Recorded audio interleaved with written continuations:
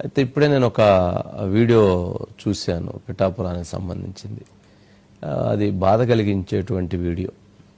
ఎవరైతే వర్మకి చెందినటువంటి ఎవరో కొద్దిమంది వర్మ అభిమానులుగా చెప్పబడుతున్నటువంటి కొంత సైకోన్మాదులు వాళ్ళు ఏదో అక్కడ 2 జెండాలు తగలబెట్టి ఏదో అక్కడ ఇష్టానుసారంగా మాట్లాడేటువంటి ప్రయత్నం చేస్తున్నారు.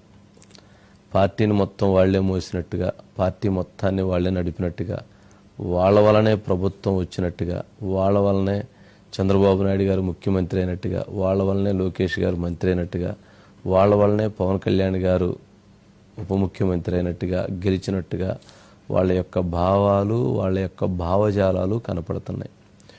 నోరు అదుపులో పెట్టుకోవాల్సినటువంటి అవసరం ఉంటుంది. నోరు అదుపులో లేకపోతే తొక్కు తీసి నరం తీస్తారు.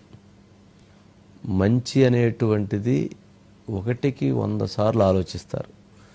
మంచి పరిధి తప్పి దాటి ఏముందలే అని చెప్పని గనక విశృంఖలత్వమైనటువంటి వ్యవహారంతో వెళితే మాత్రం దానిని ఎవ్వరూ కూడా ఉపేక్షించరు.